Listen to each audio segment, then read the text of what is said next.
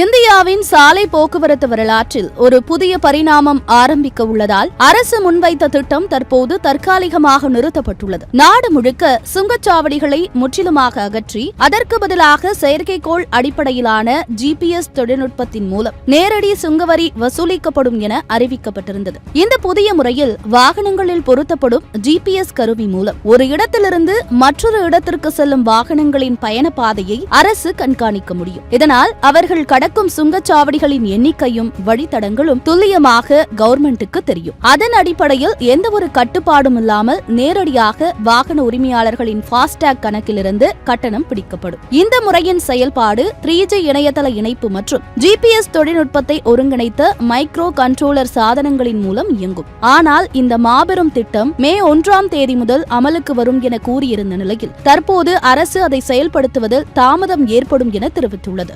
இதற்கு பதிலாக சாலை போக்குவரத்து அமைச்சகம் தற்போது அறிவித்திருக்கும் திட்டம்தான் ஆட்டோமேட்டிக் நம்பர் பிளேட் ரெகக்னிஷன் என்னும் ANPR தொழில்நுட்பம். இந்த உயர் தொழில்நுட்ப கேமராக்கள் வாகனங்களின் எண் பலகைகளை துல்லியமாக படித்து அதனுடன் இணைக்கப்பட்டுள்ள ஃபாஸ்டாக் கணக்குகளை அடையாளம் கண்டு சுங்க கட்டணங்களை வசூலிக்க தொடங்கும். இதன் மூலம் வாகன ஓட்டிகள் சுங்கச்சாவடிகளில் தாமதமின்றி தடையின்றி பயணிக்க முடியும். அதேவேளை சாலை விரிவாக்க திட்டங்களில் கடந்த ஆண்டுடன் ஒப்பிடும்போது இந்த ஆண்டில் ஏற்கப்பட்ட திட்டங்களின் எண்ணிக்கை குறைந்துள்ளது. பாரத் மாலா திட்டம் உள்ளிட்ட பல சாலை மேம்பாட்டு முயற்சிகள் தாமதமடைந்துள்ளன. இதன் தாக்கம் எதிர்கால உள்கட்டமைப்பிலும் பொருளாதார வளர்ச்சியிலும் காணப்படும் என்று நிபுணர்கள் கணிக்கின்றனர். இவ்வாறு ஒரு பக்கம் தொழில்நுட்ப முன்னேற்றம் நோக்கி நம் போக்குவரத்து துறை பயணிக்க, மற்றொரு பக்கம் திட்ட செயல்படுத்தலில் உள்ள தாமதங்கள் அதன் முழு பயன்களை நம்மிடம் கொண்டுவர இன்னும் சிறிது காலம் தேவைப்படலாம். இந்த புதிய மாற்றம் நம் பயண அனுபவத்தை எவ்வாறு மாற்றப் போகிறது என்பது எதிர்காலத்தில்தான் தெரிய வரும்.